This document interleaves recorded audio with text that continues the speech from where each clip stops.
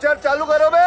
मोदी जी की तरफ से विपक्ष के लिए कहना चाहूंगा, हमें इल्जाम मत दीजिए, बहुत अफसोस होता है, बड़ी तरकीब से कश्ती यहां तक लेके आए हैं, बदल देते हैं हम दरिया की लहरें अपनी हिम्मत से, आंधियों में भी अक्सर चिराग हमने जलाए। बहुत आपने तू समझा?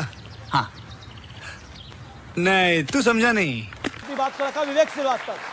देखिए, देश की अर्थव्यवस्था मर चुकी है, देश की अर्थव्यवस्था मर चुकी है, लोकतंत्र समाप्त हो चुका है, तो आप यहां कैसे खड़े होकर बोल रहे हैं? हम बचाने के लिए मर चुका है, तो हम ही तो बचाने ये के लाइट लिए कैसे जल रही है? कितने तेजस्वी लोग हैं हमारे पास, कितने शानदार विचार रखते हैं। ये एसी कैसे चल रहा है? ये यहाँ पर आए कैसे है? ये अर्थव्यवस्था मर चुकी है, और अगर लोकतंत्र मर चुका है तो आप कैसे बोल रहे हैं? हम लड़ने आए हैं, बचाने आए हैं, आपके माध्यम से मैसेज पहुंचाने आए हैं। इन्होंने कहा दुनिया का कोई एक ऐसा देश बताओ जहां ट्रंप ने टैरिफ ना लगाया हो, दुनिया को कोई ऐसा देश बताओ जहां का प्रधानमंत्री जाकर के कहता हो अब की बार ट्रंप सरकार, नमस्ते ट्रंप, हाउडी मोदी, विश्व गुरु।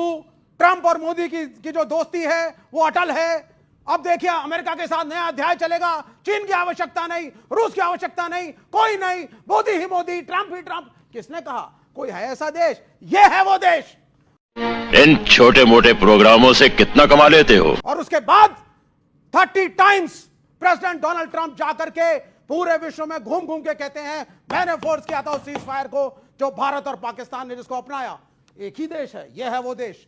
और उसके बाद यहां टैरिफ लगता है, पड़ोसी मुल्कों पे 16%, 19%, यहां 50% का टैरिफ है। यह है वो महान दोस्ती। जब विपक्ष कहता था अमेरिका की लाइन टो मत करिए, यही नहीं, माननीय अटल बिहारी वाजपेयी, बात भाजपा की नहीं है, वाजपेयी का हमने हमेशा सम्मान किया है। हम विपक्ष में थे, हमने उनकी नीतियों के खिलाफ बोला, लेकिन वाजपेयी पैलेस्टीन पे खड़े हो गए। आप बच्चे जाकर के यूट्यूब पे उनकी स्पीच को सुनिए, कैसे बब्बर शेर की तरह प्राइम मिनिस्टर वाजपेयी ने कहा कि भारत का एक स्टैंड पैलेस्टीन के साथ। और मोदी साहब चले गए इजराइल के पीछे, क्यों? क्योंकि डोनाल्ड ट्रंप ने कहा है छोड़ो पैलेस्टीन। और यहां के मुसलमानों को भी एक मैसेज मिल जाएगा, ट्रंप आएंगे साहब, ग्लोबल इस्लाम के खिलाफ हम लड़ेंगे, इस्लामिक टेररिज्म है। आपका विषय क्या है? आज का हमारा विषय है इकोनॉमिक्स है, आप इस्लाम पे चले गए। हाँ, तो रही है ना, आपने अपने देश को मिसमैनेज करा। विपक्ष की वार्निंग्स के बावजूद ट्रंप ने टैरिफ लगाई, हमारी इंसल्ट हुई। आपकी वार्निंग का पार्लियामेंट में आपकी वार्निंग का जनता में कोई असर नहीं हुआ? बिल्कुल हुआ। आपको किसने वोट डाला? हाँ। आप तो विपक्ष के विपक्ष में ही चल रहे हैं तब से।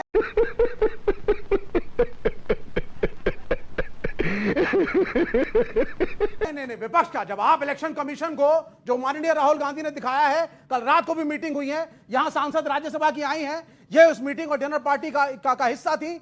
बाकायदा पावर पॉइंट प्रेजेंटेशन पे इंडिया अलायंस के सारे नेताओं ने तो आप मानते हैं अर्थव्यवस्था मर चुकी है और लोकतंत्र समाप्त? अरे नौकरी है नौकरी।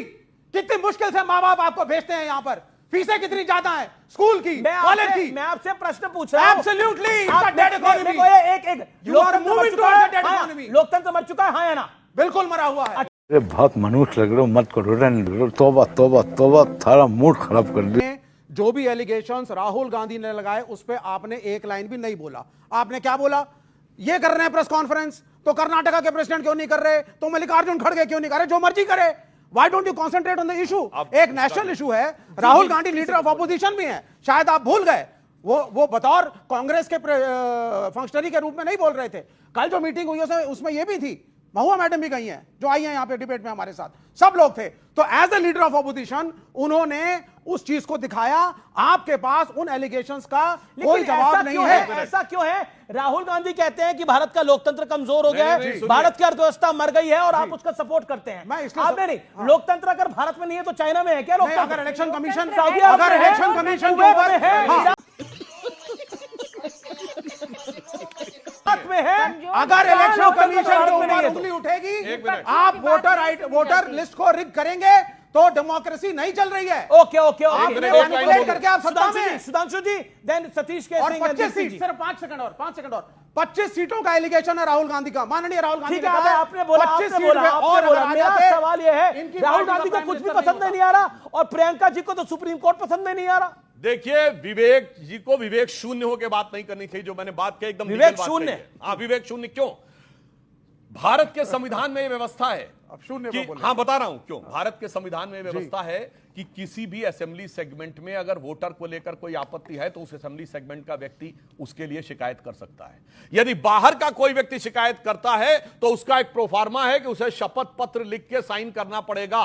कर्नाटक की असेंबली के लिए दिल्ली में बैठा हुआ व्यक्ति कर सकता है, मगर उसका एक प्रोफार्मा है कि वो शपथ लिखे और उसमें अगर उसके द्वारा कही गई बात झूठी पाई गई तो जेल जाने का अधिकार है। बताओ उस असेंबली के वोटर है क्या? इसलिए मैंने कहा कर्नाटक की असेंबली के वोटर से क्यों नहीं कराया जा रहा है? चूंकि ईमानदारी से बात से टेक्निकली नहीं उठाना है, इसको लेकर बवाल करना है। मेरा विषय बहुत बड़ा है। ओके ओके, आप शून्य टाइप की बात कर रहे हैं। विवेक शून्य, मुझे कहा हम करें तो करें क्या, बोले तो बोले क्या। विवेक शून्य मनोज कुमार की पिक्चर थी, सबने देखी होगी। उसमें कहा भारत ने जीरो बनाया मेरे भारत ने, वो गाना सुना है ना, और हम प्राइड फील करते थे, हम छोटे बच्चे होते थे कि zero is an invention of India. इन्होंने क्या किया? इन्होंने इंडिया को फिर शून्य कर दिया। आप देख लीजिए, जब हम युद्ध लड़ने जाते हैं कोई हमारे साथ नहीं, शून्य समर्थक। इकोनॉमी में डेड इकोनॉमी होने जा रही है। अब उस पर आप पकड़ लेंगे डेड क्यों? नौकरी नहीं मिलेगी तो डेड है। 80 करोड़ को राशन दोगे तो डेड है। ये फंस गया सीएम। एक लाइन बोल है ना? अब बोल लूं सर? हाँ। इनकी विवेक शून्यता का फिर प्रमाण देता हूं। उस गाने से पहले जब जीरो दिया मेरे भारत ने, उससे पहले प्राण मनोज कुमार से कहता है क्या है इंडिया का कंट्रीब्यूशन वर्ल्ड में? India's contribution the world is 0 0 and 0। तब मनोज कुमार गाना शुरू करते जब जीरो दिया मेरे भारत ने। आज वर्ल्ड की इकोनॉमी में आईएमएफ की चीफ क्रिस्टीना जॉर्जिएवा कहती है India's contribution is 15% of the global economy. Goldman सैक्स कहता है 16% ऑफ द ग्लोबल इकोनॉमी, और ग्लोबल इकोनॉमी का ग्रोथ इंजन भारत बनना है। यह है विवेक शून्यता। गजब बेइज्जती है। था अपने नेबर्स के साथ रिश्ते सुधारिए, पाकिस्तान चीन कुछ तो करिए। ना श्रीलंका आपके साथ, ना नेपाल आपके साथ, बांग्लादेश नहीं, पाकिस्तान पहले ही नहीं, चाइना भी नहीं। तो कहते थे अरे गलवान में हम लड़े हैं। विवेक श्रीवास्तव तुम कह रहे हो कि let there be talks, there will be no talks. Modi साहब ने सीधा कह दिया है शी जिनपिंग हमारे हैं और चाइना को ध्वस्त कर देंगे। आज जा रहे हैं मिलने प्राइम मिनिस्टर, आज जा रहे हैं। अब उन्हें तो डर है अब की बार शी जिनपिंग सरकार, हर बार शी जिनपिंग की सरकार, हर बार जा रहे शी जिनपिंग की सरकार, कहीं ये ना होना शुरू हो जाए भाई। अरे मैं तो मोदी पर डर रहा हूं, ट्रंप के बाद अब ये ना वैसे एक बात बताइए, ये हर बार शी जिनपिंग की सरकार, ये तो दिल से निकला है। अरे दिल से नहीं, अभी और सुनिए। जैसे एप्पल में हड़ताल हुई है वर्कर्स की, हर जगह होनी चाहिए। हर जगह हड़ताल होनी चाहिए। क्या वो क्या होनी चाहिए? हर जगह एप्पल की तरह हड़ताल होनी चाहिए। मालिक और मजदूर का स्टेटस एक होना चाहिए। ये कहते हैं 80 करोड़ लोगों को राशन दिया जा रहा है। बिल्कुल दिया जा रहा है। तो इस देश में स्मार्टफोन कितने हैं? 1 अरब। इंटरनेट कनेक्शन कितने हैं? 92 करोड़ से अधिक।